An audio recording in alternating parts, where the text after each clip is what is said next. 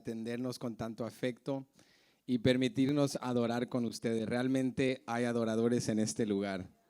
Ha sido hermoso, como compartía el pastor hace un momento, los encuentros en la presencia de Dios así es difícil de tenerlos, pero estamos tan emocionados de estar aquí con ustedes.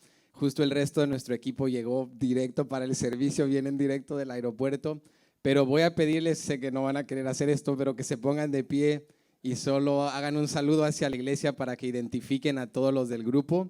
Este es nuestro grupo de hermanos. Nosotros venimos de la iglesia Templo Betania, que se encuentra en la ciudad de Dallas, en el estado de Texas, en los Estados Unidos. Es en el estado de Texas que cuando alguien piensa en Texas, piensa en los vaqueros. Pero la ciudad de Dallas no es tanto así como uno se imagina. Es una ciudad de 1.3 millones de habitantes, una ciudad extremadamente diversa, y tenemos la bendición de dirigir una iglesia hispana en esa ciudad. La mayoría de nuestros miembros son de países de América Latina, de todas partes, y eso nos da a la vez una bendición por la diversidad, pero también un desafío. Algo que reciente empezamos en este año 23 fue que lanzamos un servicio en inglés y estamos ahora también tratando como hispanos de alcanzar americanos, que es algo no tan común. En los Estados Unidos casi siempre el americano siente el reto de alcanzar al hispano, pero los hispanos también estamos alcanzando a los americanos. Y ha sido una bendición grande el poder hacer eso. Y les comparto eso porque dentro de las venas de nuestra iglesia va esa pasión por las misiones, como lo sé que toda iglesia que ama a Jesús y a su misión carga ese compromiso. Entonces por eso estamos aquí y vamos a estar unos días compartiendo con los pastores que nos han recibido, Abel y Erika, que ha sido una bendición apoyarlos y conocer más de lo que ellos están haciendo en Vejer. Y hoy que estamos aquí con ustedes, gracias a los pastores por confiarnos este momento. Y queremos compartirles una palabra que creemos que va a ser de bendición para cada uno de ustedes. También tengo la inmensa bendición de tener aquí a mi esposa Chabeli. Estamos dejando en casa a nuestros 4 hijos. Sé que nos vemos súper jóvenes, no me creen, pero es literal. 4 de edades 13 hasta 3 años, 2 niños, 2 niñas, y están delegados con las 2 suegras, 2 y 2. Y ya nos extrañan mucho, pero pronto estaremos con ellos de nuevo. Entonces quiero invitarles que se pongan de pie conmigo y vamos a ir al libro de Malaquías capítulo 3. Malaquías capítulo 3, que en la iglesia casi siempre cuando uno va a Malaquías capítulo 3 piensa que se va a recoger la ofrenda. Pero hoy vamos a unos versos después de ese verso tan conocido del dar, pero hoy vamos a Malaquías 3, verso 16 al 18. Malaquías capítulo 3, versículo 16 al 18. Y yo creo firmemente en la providencia y la soberanía de Dios. ¿Cuántos creen en eso? Sé que no nos conocemos a partir de este momento, pero yo creo que todo este equipo que ha estado orando y ustedes que son una iglesia que ama al Señor y ha estado orando, yo creo que Dios ha preparado este momento. Y podemos creer con firmeza de corazón que esta palabra es para mí, esta palabra es para ustedes y Dios nos va a hablar. ¿Cuántos dicen amén? Malaquías capítulo 3, versículo 16 al 18. Presta atención conmigo, dice así: entonces los que temían a Jehová hablaron cada uno a su compañero, y Jehová escuchó y oyó, y fue escrito libro de memoria delante de él para los que temen a Jehová y para los que piensan en su nombre. Y serán para mí especial tesoro, ha dicho Jehová de los ejércitos, en el día en que yo actúe, y los perdonaré como el hombre que perdona a su hijo que le sirve. Entonces os volveréis y discerniréis la diferencia entre el justo y el malo, entre el que sirve a Dios y el que no le sirve. Hoy quiero presentarles nuestro título en forma de pregunta, y nuestra pregunta esta mañana será: ¿por qué servir a Dios? Vamos a contestar la pregunta: ¿por qué servir a Dios? Hay momentos en nuestra vida, incluso los hijos de Dios, de desánimo, de desgaste, de frustración. Hay momentos en los cuales no vemos lo que quisiéramos ver, no recibimos aquello que hemos estado pidiéndole al Señor.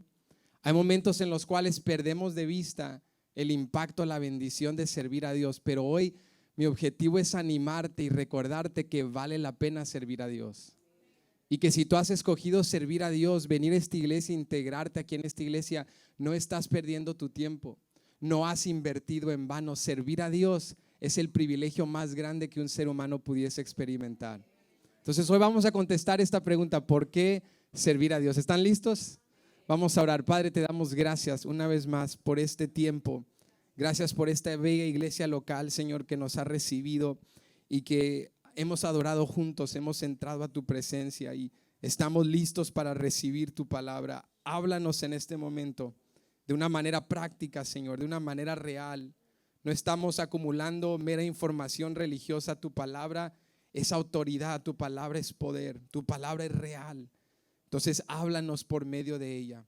Ilumina nuestro entendimiento, Señor, y permítenos salir de este lugar con una perspectiva distinta, con una fe fortalecida, Señor, con una pasión para servirte cada día de nuestras vidas, en los días buenos, en los días malos, para servirte creyendo que tú, Señor, nos vas a honrar y tú nos vas a recompensar. Lo pedimos en tu nombre, todos decimos amén. Pueden ocupar su lugar. ¿Por qué servir a Dios? Cada uno de nosotros en algún momento de nuestra vida hemos experimentado un cansancio, un agotamiento, quizá una frustración con algo que estamos haciendo. Y mientras yo meditaba en esta experiencia del ser humano de hacer rutina, de repetir las cosas de día a día, hay momentos en los cuales el trabajo, quizás lo que haces de carrera, tu vocación, se convierte en algo monótono, se convierte en algo aburrido, se convierte en algo que ya no te produce esa misma pasión. Hoy en día hablan mucho en nuestro mundo del por qué, ¿verdad? Vamos tras esa motivación convincente. ¿Por qué haces lo que haces? ¿Qué te levanta en la mañana? ¿Qué te apasiona? ¿Qué te despierta? ¿Qué es lo que te lleva a hacer todo lo que haces y hacerlo con pasión? Y creo que es válido hacer la misma pregunta en cuanto a nuestro servicio a Dios. Cuando vienen momentos de cansancio, de frustración, de agotamiento en el caminar de la fe, yo creo que es importante detenernos y examinar nuestro corazón. ¿Por qué sirvo a Dios? ¿Por qué leo la Biblia? ¿Por qué oro? ¿Por qué doy? ¿Por qué sirvo? ¿Por qué tomo de mi tiempo? Hay 1001 cosas que podría estar haciendo un domingo a las 11 de la mañana. Pero aquí estoy en esta iglesia. ¿Por qué? Tiene que haber una razón convincente, una razón justificable. Y sabe, la Biblia nos enseña que a Dios le interesa no solo lo que hacemos, sino el por qué lo hacemos. A Dios le interesan nuestras motivaciones. La Biblia dice que a Dios le interesa que demos con alegría, que sirvamos con gozo, que nos entreguemos con pasión. Porque el momento en el cual tú y yo perdemos de vista el porqué convincente detrás de las cosas que hacemos, cuando venga una prueba, cuando venga una dificultad, ya no tenemos una razón justificable, vamos a dejar de hacerlo. Valía la pena servir a Dios mientras todo era agradable y era placentero, pero cuando las cosas se complican, cuando el trabajo está incrementando y estoy entre la espada y la pared, servir a Dios implica trabajar un poco menos. Servir a Dios implica tener ciertos conflictos con familiares que no están de acuerdo con mi sistema de fe. Servir a Dios implica decir no a otras cosas que yo quería para decirle sí a la voluntad de Dios en mi vida. Y en esos momentos de prueba, en esos momentos de desafío, es cuando el examinar el por qué sirvo a Dios entra nuevamente a la luz o al escenario. Porque creo que todos aquí como creyentes estaríamos de acuerdo en que un hijo de Dios debe servir a Dios. ¿Cuántos dicen amén a eso? Un hijo de Dios debe servir a Dios. Pero la pregunta importante que aborda Malaquías en el capítulo 3 de su libro profético no es solo la realidad de que todo hijo de Dios tiene un deber de servirle, sino que Malaquías nos recuerda el por qué un hijo de Dios debe servirle, por qué un hijo de Dios debe entregarle su vida. Y aquí en este capítulo Malaquías habla a dos grupos de personas, dos grupos contrastados. El primer grupo yo hoy lo voy a llamar el grupo de los desilusionados. ¿Cuántos están desilusionados hoy? No levantes la mano, pero hoy te vamos a animar. El objetivo es que al terminar el sermón te brinques al otro grupo, porque el grupo 1 era el grupo de los desilusionados y ahorita vamos a ver por qué estaban desilusionados. Pero el segundo grupo en contraste era el grupo de los fieles. Era un remanente que en medio de desgaste y desánimo, ellos tenían una convicción de que Dios no los iba a dejar, de que el servicio a Dios no era en vano. Y para que entendamos lo que ocurre entre estos dos grupos, déjame hablarte por unos momentos del contexto de Malaquías. Malaquías es un libro profético bastante interesante porque viene a ser el último libro del Antiguo Testamento.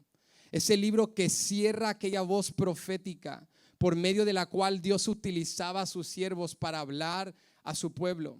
Sabemos que entre ese espacio del Antiguo y el Nuevo Testamento ocurren 400 años entre Malaquías y el profeta, digamos, neotestamentario Juan el Bautista. Aquel hombre que Dios preparó para dar el camino abierto a la venida del Mesías, para anunciar la venida del Mesías, pero por 400 años hubieron silencio en cuanto a mensaje profético. Entonces el mensaje de Malaquías, el último mensaje del Antiguo Testamento, era importante. Era un mensaje que traía una convicción a un pueblo que se había apartado de Dios. Porque este profeta escribía en una era posexílica, en el tiempo después del exilio, cuando el pueblo de Dios en el Reino Unido comenzó a desobedecer a Dios, a apartarse de Dios. El Antiguo Testamento nos enseña que Dios permite que ese reino se divida en dos, el reino del norte, el reino del sur. Y en un proceso ambos pueblos fueron llevados de la tierra. Primero el reino del norte fue tomado por Asiria, pero eventualmente el reino del sur también fue tomado por Babilonia. Y un nuevo imperio, el imperio persa, se levanta y toma el control sobre Babilonia. Y es por medio de Persia que Dios permite que su pueblo vuelva del exilio de nuevo a Jerusalén, a Israel. Y en tres grupos vuelven. Y uno de los profetas que escribe en esta era es Malaquías. Contemporáneos de Malaquías eran hombres como Esdras y Nehemías, que Dios utilizó para reconstruir el templo en Jerusalén y reconstruir los muros. Pero algo interesante ocurre. Cuando el pueblo de Dios vuelve a Jerusalén, ellos pensaban que al regresar a Jerusalén todo iba a ser perfecto, que todo iba a ser agradable, que todo iba a ser fácil, que ya al volver Dios iba a restablecer las bendiciones del pacto y que ya no iban a pasar más pruebas. Pero para su sorpresa, al llegar a Jerusalén fue todo lo contrario. Reconstruir el templo no fue fácil. Reconstruir los muros fue un gran desafío. Volver a la adoración a Dios, restituir todo lo que se había perdido en la desobediencia y el pecado no fue fácil. Y aquí el pueblo se comenzó a desanimar. De aquí mana el grupo de los desilusionados. Era un grupo de judíos que habían vuelto a Jerusalén y que al llegar esperaban, vuelvo y reitero, que todo fuera fácil, pero a lo contrario todo era difícil y se comenzaron a desanimar. Y decían, Dios, servirte quizás sea en vano porque nosotros hemos vuelto con el fin de reconstruir, de rehacer nuestras vidas, de ser tus hijos. Y mira cómo los impíos prosperan y los justos sufrimos. Mira cómo allá afuera las cosas van muy bien y acá adentro aparentemente las cosas son bastante difíciles. Entonces este grupo de creyentes se comenzaron a desilusionar y no solo desilusionar, sino a frustrarse con Dios y comenzaron a gritarle a Dios, a culpar a Dios y a decirle, Dios, quizás has dejado de amarnos, quizás te has olvidado de nosotros, quizás eres un Dios injusto. Pero en medio de esa desilusión, duda y escepticismo, había un remanente, iglesia. Había un grupo fiel de creyentes que no habían perdido de vista la importancia de servir a Dios.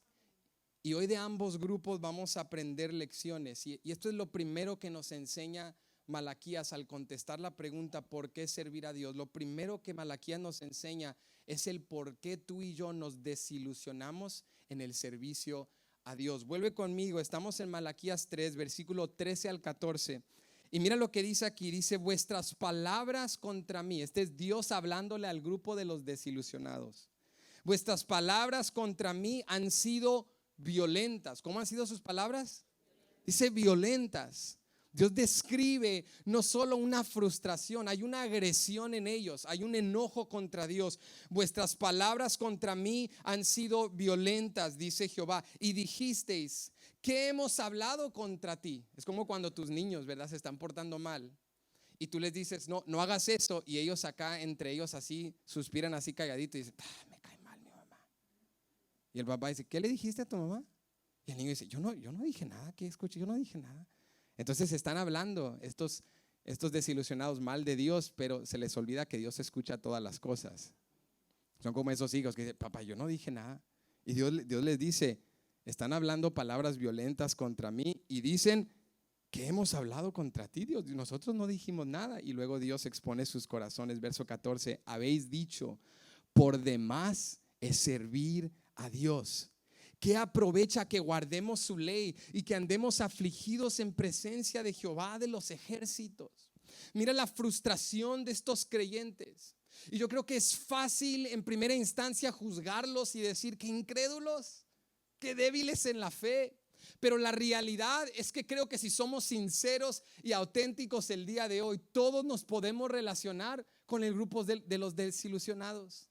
Porque todos hemos pasado algún momento en nuestra vida de desánimo, de frustración, por no ver lo que esperabas, por orarle a Dios y no te contesta, por servir y parece que no hay resultado, por estar clamando por un hijo, por estar ¿verdad? Clamando a Dios por tu cónyuge, por estarte esforzando por prosperar en la vida. Y a lo contrario, ves afuera de las paredes de la iglesia y por momentos parece que la vida allá afuera es mejor que la vida acá adentro. Parece que la gente sin Dios vive una vida ideal. Te metes en las redes sociales y ellos están alegres, sin afán, sin preocupación. La vida va mejorando para ellos. Tienen los mejores trabajos, van a los más bellos sitios. Sus vacaciones son increíbles y fenomenales. Se pasan los fines de semana de fiesta y no tienen que orar y no tienen que pedir perdón y no tienen que arrepentirse. No están afanados por una vida en santidad. No viven con la presión de los conflictos en la iglesia. No son parte de una familia espiritual. Tú dices, por momentos parece que la vida allá afuera es mejor que la vida acá adentro. El grupo de los desilusionados comenzaron a mirar al mundo afuera, fuera de aquellos del pacto de Dios, y comenzaron con celo a desear lo que ellos tenían. Y cuestionan a Dios, ¿cuál es el provecho de servirte? En fin, ¿qué produce esto? Si los impíos te maldicen y no les pasa nada. Los impíos, los ateos, los agnósticos, los que están fuera de las cosas de Dios, hablan mal de Dios. Algunos simpatizan la religión, pero no le dan el tiempo adecuado. Y mira la vida excelente aparentemente que ellos viven. La realidad es que la desilusión de estos creyentes es algo con lo cual todos nos podemos relacionar. Pero la pregunta es, ¿de dónde vino la desilusión? Y ellos mismos nos lo revelan, que la tristeza y el desánimo en su corazón fluyó de una expectativa equivocada. Ellos tenían la expectativa al regresar a Jerusalén que todo fuera fácil, que todo fuera ideal, y esa expectativa equivocada los llevó a la desilusión. Y yo quiero desafiarte el día de hoy. Si tú vienes a la iglesia con la expectativa equivocada de que servir a Dios significa que no pasarás tormentas, de que servir a Dios significa que siempre vas a vivir en prosperidad, de que los hijos de Dios no pasamos enfermedad y no hacemos luto cuando muere un ser querido y no lloramos cuando las cosas nos salen mal, y que las tormentas también nos caen a nosotros y los valles también son para nosotros y los desiertos, muchos de nosotros pasamos por ellos. Si tú vienes con la expectativa equivocada, te vas a frustrar cuando las dificultades de la vida te encuentren. Pero el Hijo de Dios que conoce la palabra, aquel que está pegado a la voz del Hijo de Dios que dijo, en el mundo tendréis aflicción, pero confiad, yo he vencido al mundo. Escucha esa declaración de Jesús. Tengo a la vez simultáneamente la convicción de que Cristo ha vencido al mundo, pero eso no anula de que en el mundo siga habiendo aflicción. Eso no me exime de las dificultades del mundo. Eso no me exime de las presiones y tentaciones de mi sociedad. Eso no me exime de meterme a las redes y desear lo que no debería desear y pensar lo que no debería pensar. La realidad es que tener la expectativa equivocada conduce siempre a la desilusión. Y estos creyentes estaban frustrados porque esperaban lo equivocado, algo que Dios nunca les prometió. Cuando yo leo esto, yo recuerdo mi primer trabajo cuando yo tenía 15 años. Por cierto, quería ir a un viaje misionero y le dije a mi papá, quiero ir a este viaje. Mi papá me dice, bien, puedes ir, pero vas a tener que trabajar en el verano y tú lo vas a pagar. Entonces le dije, ok, está bien. Fue un desafío para mí. A los 15 años conseguí mi primer trabajo en un restaurante de comida rápida allá en los Estados Unidos. Y yo recuerdo que cuando fui a la entrevista, la señora me habló y en esa entrevista presentó todo, ¿verdad? De una manera tan organizada y ordenada. Y me dice, te vamos a dar 2 semanas de entrenamiento y va a ser así, va a ser aquello. Y me dice, te damos el trabajo en el verano. Y yo tan contento voy a casa, le digo a mis papás, ellos tan orgullosos de mí, mi primer trabajo. Y recuerdo sentir una emoción, una expectativa, porque yo me imaginaba que el trabajo iba a ser agradable. Yo me imaginaba que al llegar mi patrona iba a ser noble y amable y que mis compañeros de trabajo me iban a ayudar y que si yo no sabía hacer algo me iban a decir, Benji, tranquilo, no te estreses, si tú no sabes hacerlo nosotros te ayudamos. Y si tú te atrasas y afectas toda la línea en la cocina, tranquilo, nosotros te apoyamos. Y si no sabes hacer algo, aquí tienes mentores que te van a enseñar. Yo iba visualizando una expectativa de un trabajo alegre, campante, donde todos chocan la mano y todos se abrazan. ¿Y cuántos que en esta vida han trabajado más de un día saben que las cosas no son así? Rápidamente la vida me ubicó en mi lugar. Y el primer día de trabajo, olvídate de entrenamiento, estaban tan ocupados que me echaron al agua. Y mientras yo hacía las cosas mal porque no me habían entrenado, la patrona me gritaba y me decía, no sirves para la misma. Que hace un día me dijo, te vamos a entrenar y todo va a ser hermoso. Y aquí tú tranquilo, tómate tu tiempo. Me gritaba, no sirves para nada. Y recuerdo que llego a la casa y frustrado y voy con mi papá y le digo, papá, no me dijiste que el trabajo es horrible. Yo nunca quiero volver a trabajar en mi vida, quiero renunciar. Y mi papá se reía y me decía, hijo, es que tienes la expectativa equivocada. El trabajo no es para ir y hacer amigos. El trabajo no es para ir a deleitarte y a pasar el tiempo. El trabajo es para trabajar y ganar dinero.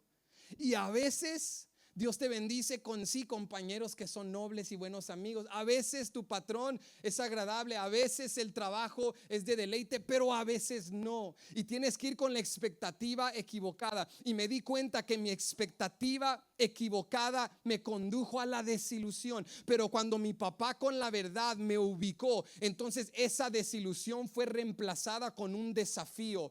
De lo que yo no puedo controlar está fuera de mi alcance, pero yo me voy a esforzar por ser el mejor trabajador que yo puedo ser. Y esto es lo que Malaquías le está enseñando al grupo de los desilusionados. Ustedes están frustrados porque miran a los impíos, pero Dios nunca les dijo que vivirían una vida ausente de dolor, ausente de sufrimiento, ausente de prueba. No es tiempo de ser desilusionado, es tiempo de levantarte con un desafío. Dios, ayúdame a servirte incluso cuando es difícil. Ayúdame a venir a la iglesia incluso en días de llantos. Si a veces tengo que venir gateando a la iglesia, pero voy a llegar porque tengo una convicción. Quiero estar en el grupo de los fieles, quiero estar en el grupo de los justos, que aunque la lluvia venga y venga la tormenta, tenga esta convicción. Vale la pena servir a Dios, vale la pena entregarle tu vida a Dios.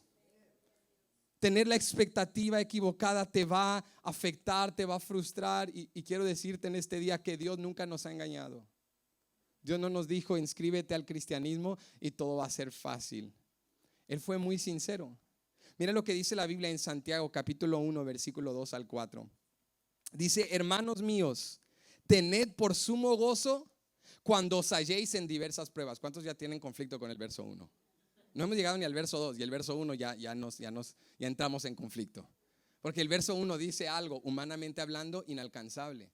Mira lo que dice el verso 1, hermanos míos, tened por, no gozo, mira el adjetivo que le suma, sumo gozo. Tened por sumo gozo cuando os halléis en diversas pruebas. ¿Quién tiene sumo gozo cuando las cosas le van mal? Pero Santiago dice, gózate de esa manera. No porque Santiago sea masoquista, no porque Santiago esté promoviendo un pesimismo, sino porque Santiago comprende que la fuente de la fe y la esperanza y la convicción del creyente no es algo circunstancial. Mira lo que dice el versículo 3, sabiendo que la prueba de vuestra fe produce paciencia, mas tenga la paciencia su obra completa, para que seáis perfectos y cabales sin que os falte cosa alguna. Santiago dice, puedes tener un sumo gozo cuando vengan las pruebas, porque sabes que Dios está produciendo algo en ti, porque tienes la expectativa correcta. ¿Qué nos enseña esto, iglesia? Que nos desanimamos y nos desilusionamos, no porque Dios esté lejano, no porque Dios esté desinteresado, no porque Dios haya abandonado la obra de sus manos, sino porque como creyentes no estudiamos y no conocemos la verdad. Pero cuando estudiamos y conocemos la verdad, como lo que hemos leído en Santiago, nos damos cuenta, Dios no nos engañó. Dios fue muy honesto desde el inicio. Esto no va a ser fácil, esto va a ser una prueba, esto va a ser un desafío. La vida en la fe es un proceso, pero no estás solo, dice Dios. Yo estoy trabajando en ti, yo estoy produciendo algo en ti. Por eso el enemigo quiere desanimarte. Ya no sirvas, ya no vayas a la iglesia. Alguien te ha herido, el sufrimiento te ha agobiado, el cansancio te ha desgastado, te has quemado por servir, el desequilibrio de prioridades te ha afectado. Quizás has perdido el gozo de servir a Dios, y como este grupo de creyentes tristes has dicho: Dios, ¿por qué servirte? ¿Qué provecho hay en hacer el bien? ¿Qué provecho hay en invertir en la iglesia y en dar y sembrar y dar de mi tiempo si nadie me reconoce y nadie me celebra y nadie está de mi lado? Esta fue la negatividad que entró a las mentes y los corazones de estos creyentes. Recuerda lo que dicen: elevan palabras violentas contra Dios y se frustran contra Dios. Entonces, si su expectativa era la equivocada, si no tenían sus ojos en la verdad, ¿dónde tenían los ojos? ¿Dónde tenían la mirada? La respuesta está en el versículo 15. El versículo 15 nos dice: decimos pues ahora, mira lo que dicen los desilusionados. Estaban tristes porque en lugar de tener la mirada en Dios, tenían la mirada en ¿dónde? Mira lo que dice el verso 15: bienaventurados son los soberbios. O sea, no tenían la mirada en Dios, tenían la mirada en los soberbios. Tenían la mirada en la gente afuera del pacto, tenían la mirada en los incrédulos. Bienaventurados son los soberbios y los que hacen impiedad. No solo son prosperados, sino que tentaron a Dios y escaparon. ¿Sabes? La expectativa equivocada y el enfoque fuera de orden te lleva a la desilusión. Cuando tu mirada ya no está en lo que Dios te ha dicho, en la palabra de Dios, en el llamado que Dios ha puesto sobre tu vida. Cuando tu mirada está en los soberbios, en los compañeros de trabajo, en las cosas del mundo, en las cosas de la vida, te desilusionas porque ves allá afuera y ellos están viendo. Imagínate, tú vienes caminando a la iglesia, vienes manejando a la iglesia y vas viendo a los impíos y sus casas se ven bastante bien y su ropa se ve increíble y su vida se ve fenomenal y es llamativa y es atractiva. Y por momentos, me imagino que te ha pasado a ti como me ha pasado a mí. Por momentos ves en las películas, ves en la cultura, ves una vida que se pinta tan hermosa y tan bonita, y ves a gente que maldice a Dios y que les preguntas: oye, ¿crees en Dios? ¿Puedo orar por ti? Dicen: Dios ni siquiera existe. Y ves cómo desafían a Dios y prosperan. Tienes un compañero de trabajo que roba en la empresa y le va mejor. Y tú dices: y yo acá íntegro haciendo el bien y apenas pago la factura. Y este incrédulo, ese filisteo babilónico caído, engañando, mintiendo, hurtando, y mira cómo le va. Lo aman, lo aprecian porque no saben. No, parece que ese tipo de vida es mejor. Esto es lo que están viendo los incrédulos, los desilusionados. Esto es lo que están observando. Piensan que quizá la vida ausente de Dios sea mejor. Pero ¿sabes cuál era el gran problema de estos creyentes? Ese enfoque desplazado, esa expectativa equivocada los había engañado por un momento. Porque ¿sabes? La vida buena que se mira allá afuera no es lo que parece. A veces es útil recordar y detenernos que lo que vemos en las redes no es lo que parece. Nadie pone en las redes sociales lo peor, ¿verdad? Nadie pone las fotos de sus niños vomitando, ¿verdad?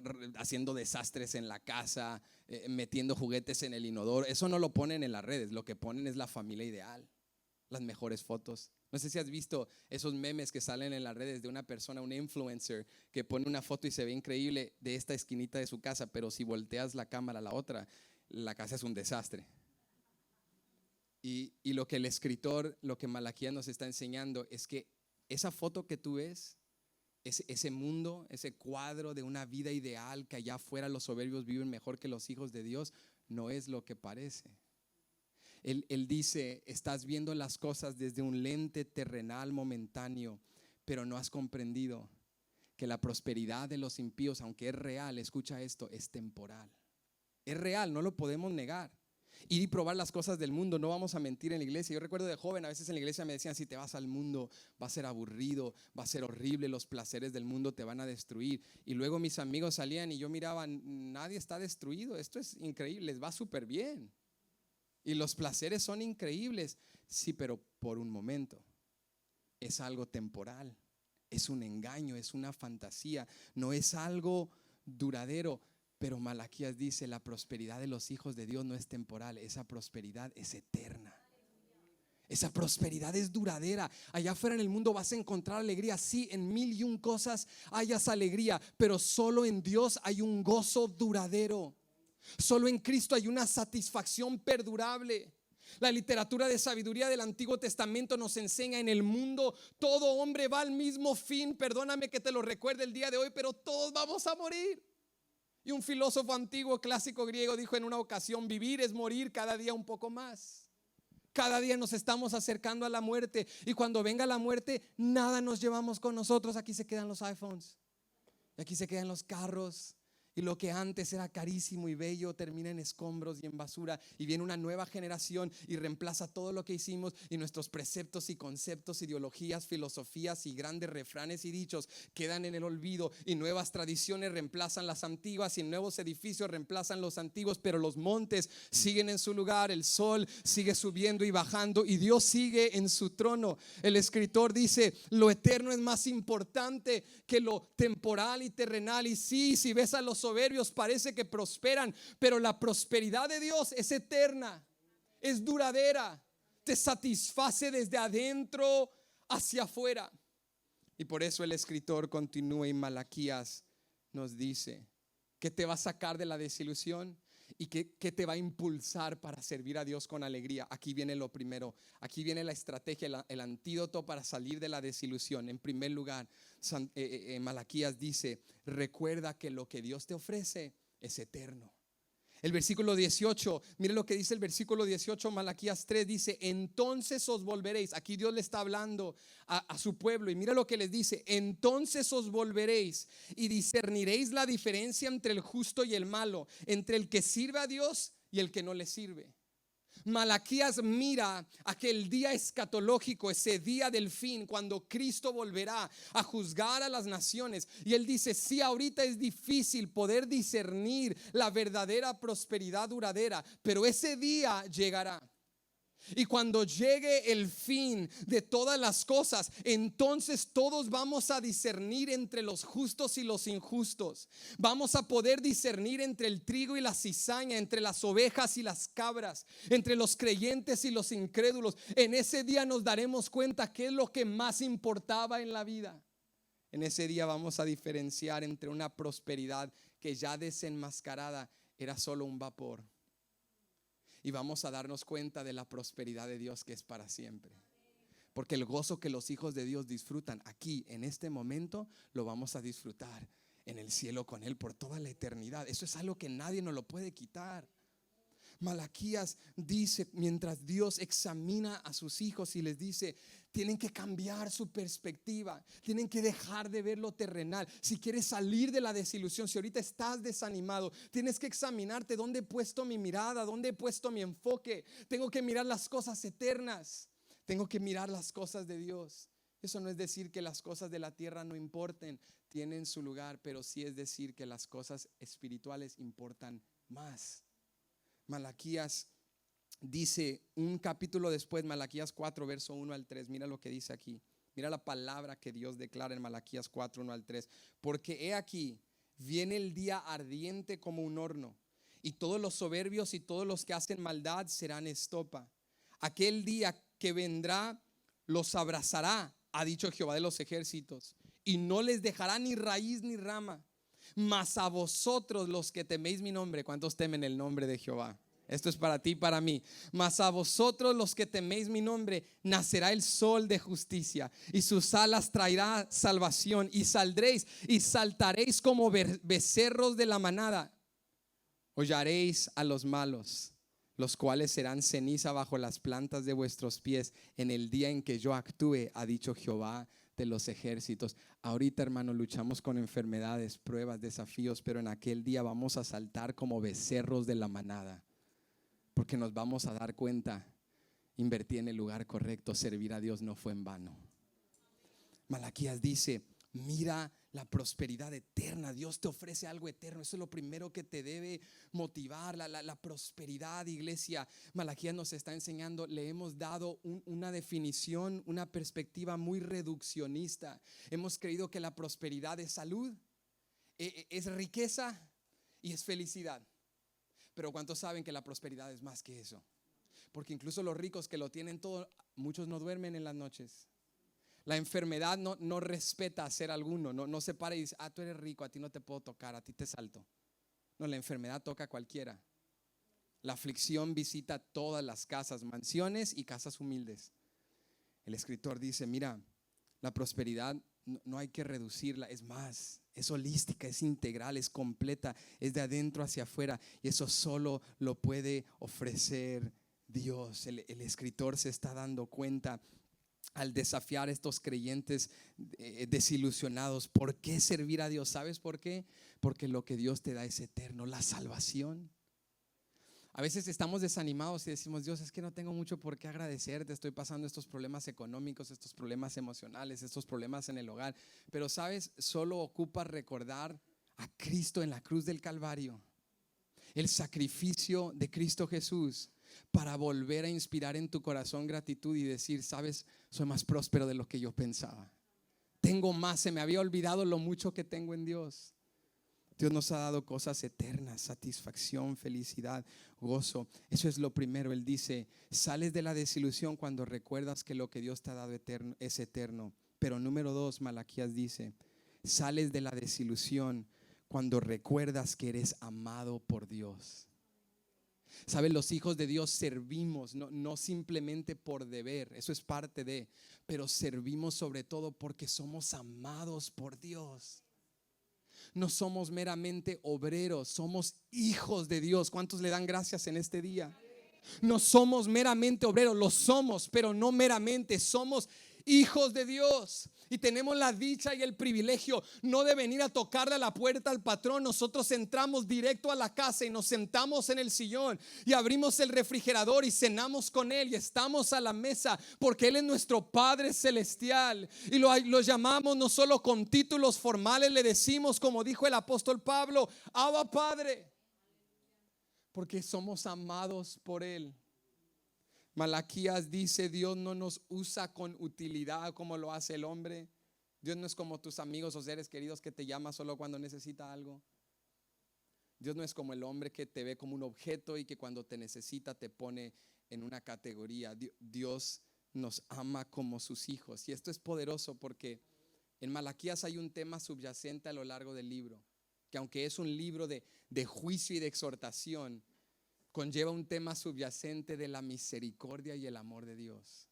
Malaquías es realmente un libro de la misericordia y el amor de Dios, de un Dios que nos exhorta, pero al igual nos instruye, que nos corrige, pero también nos restaura, que nos sacude no para destruirnos, sino para levantarnos. Este es el mensaje de Malaquías, es un mensaje del amor de Dios. Y vemos esto en Malaquías capítulo 1. En la primera parte del versículo 2.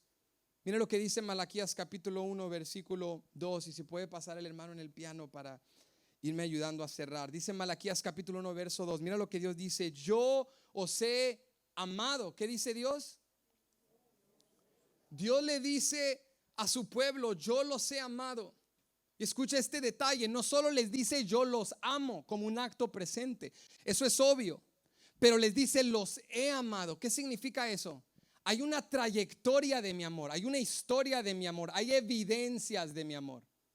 Es una cosa cuando hay una ceremonia de boda y dos novios se miran y se prometen cosas que no entienden, ¿verdad? ¿Cuántos que han estado casados más de 5 años saben de lo que estoy hablando? Tú estás emocionadísimo por la luna de miel, por salir, por disfrutar. Y tú estás ahí, tú le dices al predicador, usted dígame, yo repito, si en enfermedad y en salud te amo. En lo bueno y en lo malo, sí, amén, en lo bueno. Pero no tienes la menor idea de lo que estás diciendo. Es una cosa decir te amo, esas dos palabras, soltarlas al aire. Es otra cosa decir te he amado. He estado contigo en enfermedad y en salud. He estado contigo en lo bueno y en lo malo. Dios, como un buen esposo, le está diciendo a su novia: yo te he amado. Hay evidencias de mi amor. No se te olvide mi amor. Mira atrás a tus antepasados. Cuando eran esclavos en Egipto, yo con mano fuerte los saqué. Cuando estaban en el desierto, yo envié maná del cielo.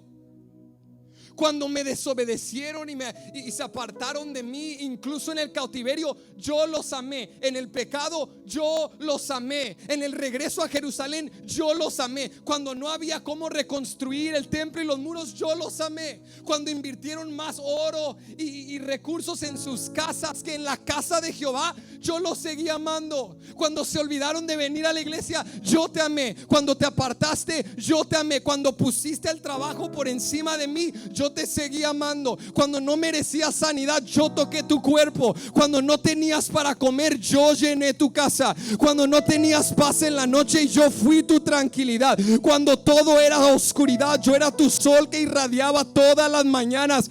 El escritor nos recuerda: Dios no solo te ama, Dios te ha amado. Hay una historia de su amor que marca tu vida, y cuando reflexionas con convicción puedes reconocer: ciertamente Dios no me ha dejado. La mano de Dios ha estado conmigo. Malaquías dice, declarando la profecía de Dios: yo los he amado. Pero esto es lo que ocurre cuando permites que la desilusión entre a tu vida. No solo te endureces, iglesia, también olvidas lo que Dios ha hecho por ti. Porque ¿sabes qué responden estos creyentes a lo que Dios ha declarado? Dios les dice: yo os he amado, dice Jehová. Y mira, y dijisteis, esta es la respuesta de ellos: ¿en qué nos amaste? Dios les dice: los he amado. Hay una trayectoria, una historia de mi amor. Y ellos dicen: ¿en qué nos amaste? ¿Sabes por qué? Porque nosotros los creyentes tenemos la tendencia y la propensión de caer en amnesia espiritual. Ayer Dios nos bendijo, pero por la necesidad del día presente se nos olvida lo que Dios nos dio ayer. Por un momento de desilusión y disgusto olvidamos todo lo que Dios ha hecho. Por un platillo vacío olvidamos los platos llenos por décadas que Él ha proveído en nuestros hogares. Estos creyentes dicen: ¿en qué nos amas? Si tanto nos amas, ¿por qué prosperan los impíos? Si tanto nos amas, ¿por qué paso necesidad? Si tanto me amas, ¿por qué sigo enfermo? Si tanto me amas, ¿por qué mi hijo no se reconcilia? Si tanto me amas, ¿por qué llevo años en la iglesia y mi esposo no viene? Si tanto me amas, ¿por qué en el trabajo no avanzo y no prospero? Si tanto me amas, ¿por qué me rechazan cuando hablo de ti? Si tanto me amas, ¿por qué sigo agobiado? Si tanto me amas, ¿por qué sigo sufriendo? Si tanto me amas, ¿por qué no prosperamos? Si tanto me amas, ¿por qué sigo en esta tormenta? Pero el momento en el cual permites que la amnesia espiritual te haga olvidar lo que Dios ha hecho, tu corazón, que debería estar repleto de gratitud, se llena con enojo contra Dios, porque olvidamos lo bueno que Dios ha sido con nosotros. Nuestro niño Jetro, el más pequeño, que tiene 3 años, hace un tiempo atrás estaba en la cocina comiendo unos dulces, y yo voy caminando y lo veo que está comiendo dulces, y veo que ya la bolsa la está vaciando. Entonces le digo: Jetro, así su nombre es en inglés, le digo: Jet, ya bájale, ya tranquilo, este es el último dulce. Le doy un último dulce, le quito la bolsita, y Jetro dice: está bien, y se come el último dulce, y luego me mira como queriendo agarrar la bolsa otra vez. Le digo: no, ya, se acabó. Y Jetro se enoja, empieza a llorar, empieza a gritar, a armar todo un lío, y le digo: hey, tranquilízate, no te puedo dar, ya te di muchos dulces. Y comienza a llorar, a enojarse. Y luego se levanta Jetro con la audacia, ha sido un niño de 3 años, y me dice: ¿sabes qué, papá? Tú no me amas. Le dije: ¿qué acabas de decir? Me dice: tú no me amas porque no me das otro dulce. Me quería reír tanto por lo que estaba diciendo, pero dije: este es un buen momento para enseñarle una lección a este niño. ¿Cómo que no te amo? Si no me amas, ¿por qué no me das otro dulce? Le dije: no te amo, pero tienes una casa en la cual vives. No te amo, pero cada noche te acuestas en una cama cómoda. Tienes comida en tu mesa. Esa ropita que te gusta, esos pantaloncitos que te encantan, nosotros te los compramos. Ese cabellito que tienes, esos ojitos, todo eso viene de nosotros. No te amo, pero mira todo a tu alrededor. ¿Quién te compró todo esto, Jetro? ¿Y tú? Sí, Jetro, porque por un momento de disgusto y frustración se te olvida todo lo que tu papá ha hecho por ti. Yo creo que tú y yo somos mucho como ese niño de 3 años. En un momento de enfermedad, de tristeza, de prueba, se nos olvida todo lo que Dios ha hecho por nosotros. En un momento de disgusto, de frustración, oraste por ese trabajo, oraste por ese ascenso, oraste por esa bendición y no llegó. Y por un momento de disgusto se te olvidó y le has dicho a Dios: ¿en qué me amaste? Se te ha olvidado todo lo que Dios ha hecho por ti, todo lo que Dios ha hecho por mí. Iglesia, hoy es el día para recordar el amor incondicional de Dios. Dios no nos ha dejado en momentos de escasez o necesidad. Él es digno de alabanza. En días de tormenta y en días de paz, Él es digno de adoración. Hoy es día de levantarte y decir: ¿sabes qué? Rehúso que un valle, rehúso que una tormenta, rehúso que un desierto me haga olvidar las cimas de montañas a las cuales Dios me ha llevado. Rehúso permitir que un desierto me haga olvidar los pastos verdes y que una tormenta me haga olvidar las aguas apacibles por las cuales navegué. Dios ha sido bueno, iglesia. Dios no nos ha dejado. Si Dios está contigo, aunque hoy te falte, mañana Él proveerá. Pero permanece en esta fe. Vale la pena servirle. Vale la pena seguir orando. Vale la pena abrir el libro sagrado. Vale la pena clamar. Vale la pena exaltar su nombre. Vale la pena dar aun cuando tienes poco, porque esta es tu convicción: Dios me ama y Dios no dejará a aquellos a los cuales Él ama. Esa es la convicción. Soy amado por Dios. Soy amado por Dios. Soy amado por Dios. Quizá no sea el más rico, el más dotado, el más próspero, el más inteligente, pero iglesia, soy amado por Dios. Quizá no tenga todo lo que quisiera tener, pero soy amado por Dios. Quizá no he visto todo lo que añoro ver, pero soy amado por Dios. Y eso es más que suficiente para luchar un día más. Yo no quiero minimizar tu conflicto, tu problema, tu circunstancia el día de hoy, pero quiero decirte: el amor de Dios por ti es más fuerte que cualquier circunstancia que estés pasando. Tu problema es real, pero el amor de Dios es real también. La fuerza de Dios es real también. El poder de Dios es real también. Y no hay inspiración o motivación o un porqué más convincente para servir a Dios que el hecho de que somos amados por Él. Le servimos con convicción porque somos amados. Y cuando tú pones tu enfoque ya no en los soberbios, ya no afuera, ya no en las redes, ya no en el mundo, sino en lo que tienes, porque tú miras tus manos y por momentos se ven vacías, porque es cuestión de perspectiva espiritual. Velas, dices: no tengo nada, pero luego comienzas a reflexionar en todo lo que Dios ha hecho y lo que te ha dado y lo que ha realizado en tu vida, y esas manos que parecían vacías comienzan a esclarecerse y dices: ¿sabes? Tengo más de lo que pensaba. Soy más rico y próspero de lo que pensaba. Y con una persona agradecida, Satanás no puede hacer nada. Satanás le dice: pues no tienes mucho. Sí, pero pues tengo algo. Y mira, Dios no ha logrado esto en ti. Sí, pero mira lo que se ha logrado, porque una persona agradecida ya venció. Dios dice: eres amado por mí. Esa es tu victoria. Eres amado por mí, no lo pierdas. Pero por último, aquí te quiero dejar.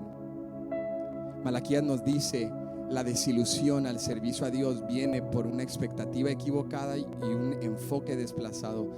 Pero cuando tú recuerdas que lo que Dios te ofrece es eterno, cuando tú recuerdas que eres amado por Dios, tu fe se fortalece para seguir sirviendo. Y por último, Malaquías nos da una última motivación. Dice: recuerda también que Dios cuida de ti. Después de que Malaquías describe el grupo de los desilusionados, hace un giro a un segundo grupo que hasta este punto del capítulo no ha tenido espacio en el escenario, y es el grupo de los fieles. ¿Cuántos son parte del grupo de los fieles? Cuando no lo eras, llegaste desilusionado, pero como para este punto del mensaje ya te brincaste.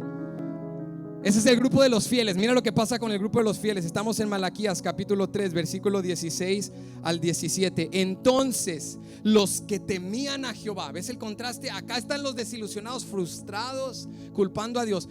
Pero verso 16: entonces los que temían a Jehová hablaron cada uno a su compañero, y Jehová escuchó y oyó, y fue escrito libro de memoria delante de él para los que temen a Jehová y para los que piensan en su nombre. Mira lo que Dios dice de ellos en el verso 17: y serán para mí especial tesoro Ha dicho Jehová de los ejércitos: en el día en que yo actúe y los perdonaré, como el hombre que perdona a su hijo que le sirve. Malaquías dice: este grupo de los fieles, mientras los desilusionados criticaban y culpaban a Dios, estos fieles hablaban entre sí y estaban teniendo un diálogo al cual no tenemos acceso. No sabemos el contenido de su diálogo, pero debido a la reacción de Dios sabemos que fue un diálogo piadoso. Mientras ellos hablaban entre sí, Dios los ve y los oye, y Dios les responde y les dice que tiene un libro de memoria y que está escribiendo todo lo que ellos están experimentando y haciendo. Dios les dice: sus nombres están en el libro de la vida. Dios les dice: yo no los he dejado, son mi especial tesoro. La reacción de Dios nos revela que el contenido del diálogo, de las conversaciones de estos creyentes, era algo piadoso. En otras palabras, yo me imagino que se estaban animando, que mientras los desilusionados hablaban de los impíos, yo creo que los fieles estaban juntos diciéndote: mira, no te desanimes, recuerda lo que Dios hizo en ti el año pasado. Y recuerdas, y si yo tuviera tiempo para contarte todo lo que Dios hizo. Y se comenzaron a animar y se comenzaron a desafiar en la fe, porque este es uno de los antídotos a la tristeza, al desánimo. Cuando tú comienzas a recordar la bondad de Dios y llenas tu boca de testimonio. Ese es el poder de venir a la iglesia. No es que en la iglesia no estemos pasando dificultades, pero en la iglesia nos encanta recordar las victorias que hemos tenido en Dios, ¿sí o no? Porque cada vez que recordamos las victorias que hemos tenido en Dios, aunque yo no he tenido mi victoria, puedo celebrar la tuya, y la tuya me inspira a seguir creyendo que la mía llegará. Quizá hoy no es mi día, pero mi día llegará. Y al escuchar lo que Dios ha hecho en ti, eso me desafía para seguir adelante. Esto se llama un diálogo santo. Los puritanos, aquel grupo de protestantes ingleses de los siglos XVI y XVII que buscaban purificar la iglesia en Inglaterra, ellos escribieron justo de este tema, porque al estudiar Malaquías 3:16, los puritanos decían que aquí había un ejemplo de lo que ellos llamaban discurso santo. Ellos decían: hay muchas disciplinas espirituales, el ayuno, la oración, la lectura bíblica, la adoración, la generosidad, pero hay otra disciplina espiritual que ellos encontraron en Malaquías 3:16, y es la disciplina o el hábito de practicar un discurso santo. ¿Sabes qué va a cambiar tu perspectiva? Deja de hablar negatividad. Deja de decir: Dios me ha dejado, Dios me ha abandonado. Comienza a dialogar con un discurso santo. Quizá no puedes testificar ahorita porque estás pasando algo difícil, pero testifica de lo que Dios ya ha hecho por ti. Anima tu espíritu, predícate como el salmista se predicaba a sí mismo: alma mía, alaba a Jehová. No ocupaba iglesia, predicó a sí mismo, el sermón era para sí mismo. Alma mía, alaba a Jehová, no olvides ninguno de sus beneficios. Se recordaba a sí mismo. Cuando tu boca se llena de un diálogo santo, cuando le llamas a la amiga el lunes, no para el chisme, sino para tener un discurso santo. Cuando hablas con los vecinos, no para la murmuración, sino un discurso santo. Cuando hablas no negativo, siempre lo mismo: no vamos a salir de esto, tú intentando y en el trabajo no avanzas, yo no avanzo, vamos a seguir en lo mismo, aquí vamos a terminar, aquí vamos a quedar, nunca vamos a avanzar. Mi padre era alcohólico, mi abuelo era alcohólico, yo voy a hacer lo mismo. Tienes que cambiar tu lenguaje. Y mientras este grupo hablaba un discurso santo, fíjate lo que dice Malaquías: Dios los estaba escuchando, Dios los estaba viendo, y Dios dice: hay un libro de memoria delante de mí, de aquellos que me temen y piensan en mi nombre. Malaquías nos dice: iglesia, Dios tiene un libro, Dios tiene una lista, Dios tiene un registro, Dios tiene una memoria donde los nombres de los santos están escritos, donde sus buenas obras van enumeradas, donde cada uno de sus esfuerzos está descrito. En otras palabras, ¿qué nos enseña esto? Dios cuida de nosotros, Dios sabe, Dios ve nuestro esfuerzo, Dios ve el trabajo. Y aquí te quiero animar en esta ya tarde. Si tú venías desilusionado, déjame animarte el día de hoy. Quizá tu cónyuge no reconozca tu esfuerzo. Quizá tú vienes a buscar a Dios a la iglesia y vas a la casa y nadie lo reconoce. Quizá en el trabajo no te celebren. Quizá las generaciones no cargarán tu renombre, pero hay uno en el reino de los cielos que ha escrito tu nombre en un libro de memoria. Dios sabe, Dios ve tu esfuerzo, Dios ve tu sacrificio, Dios ve lo que has sembrado y Dios cuidará de ti. Toca al que está a tu lado, anímalo y dile: Dios sabe, Dios sabe, Dios sabe.